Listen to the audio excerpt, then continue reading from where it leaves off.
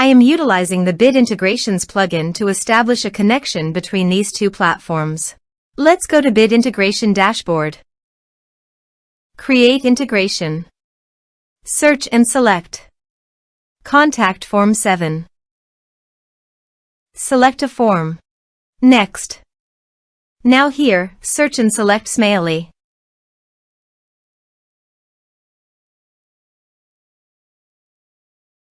Here, give them a meaningful integration name as you want. To get the subdomain name, go to the Smaily dashboard.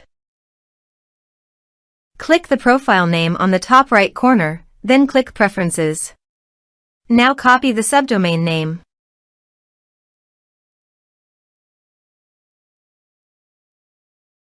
Paste it here. To get API username and password, click on Smaily API token.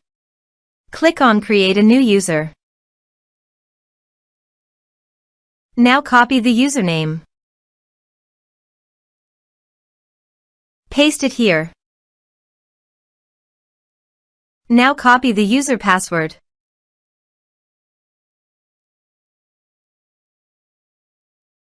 Paste it here.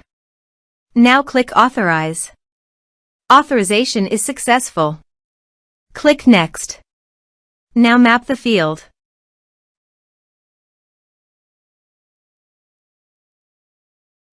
Here are several advanced features available for you to utilize according to your specific requirements. Here is the conditional logic. You can use it if you want. If the condition matches, then the data you will send to Smaily.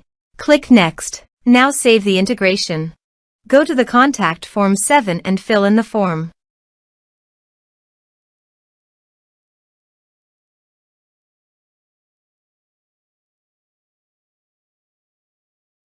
Submit it. Form submitted successfully. Now go to the Smaily subscribers page and scroll down. Click All subscribers. Here is the data that came into Smaily through the integration. Thanks for watching.